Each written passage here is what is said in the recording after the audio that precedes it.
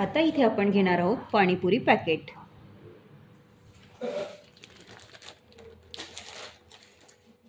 याप्रमाणे आपण फुगे फोडून घेणार आहोत.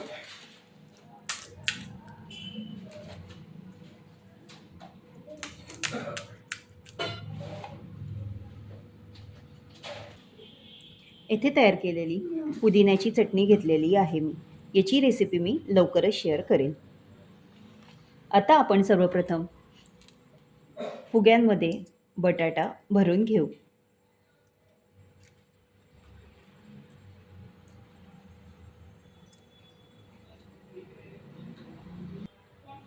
त्यानंतर आपण त्यामध्ये बुंदी भरून घेऊ. त्यानंतर आपण त्यामध्ये कांदा भरून घेणार आहोत.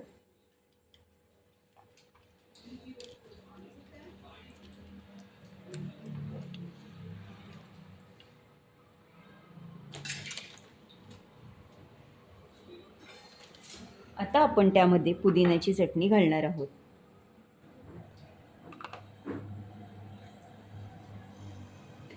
आता आपण त्यामध्ये साखरेचे फेटलेले दही घालणार आहोत.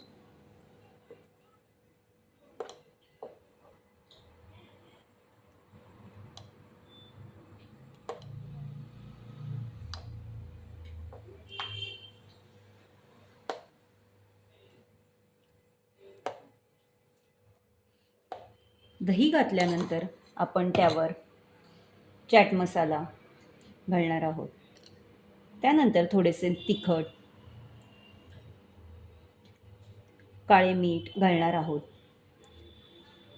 वरतून बारीक 0 नंबर शेव त्यावर घालणार आहोत. ही तयार झाली आपली दही शेवपुरी. चला तर खाऊन कशी झाली या बघूयात जरा.